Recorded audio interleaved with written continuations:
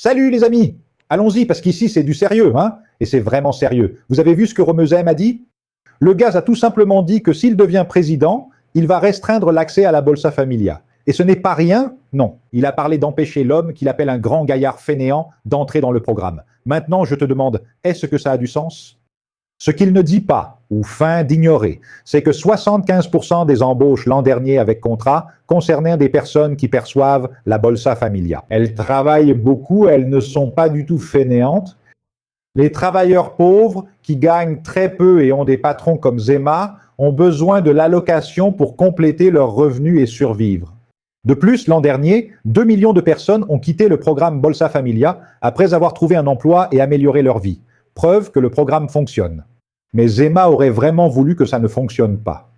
Mais ce n'est pas tout, tu sais. Ce week-end, il a aussi dit qu'il était en faveur du retour du travail des enfants. Travail des enfants, les gars, à ce rythme-là, dans un petit moment, il va proposer le retour de l'esclavage. Et il y a encore tout un enchaînement, ce n'est pas une coïncidence. Il a déjà dit qu'il voulait privatiser 100% des entreprises publiques, et maintenant, il sort aussi une histoire comme quoi la retraite ne peut plus suivre le salaire minimum. En résumé, si Zema était président, les retraités verraient leurs revenus diminuer. Heureusement, il reste insignifiant dans les sondages. Mais alors tu te demandes, pourquoi perdre du temps avec un candidat sans chance de gagner s'il est insignifiant? Tout ce qu'il dit s'inscrit dans une stratégie, mais pas la sienne, celle d'un autre candidat qui, lui, a une chance. Le rôle de Romezema dans ces élections est évident. Il occupe un espace plus radical même que Flavio Bolsonaro. Et pourquoi cela? Parce que lorsque vous mettez quelqu'un de plus extrême dans le débat, l'autre paraît modéré. Et n'est-ce pas ce que Flavio veut? Passer pour un bolsonariste qui s'est mangé avec une fourchette et un couteau?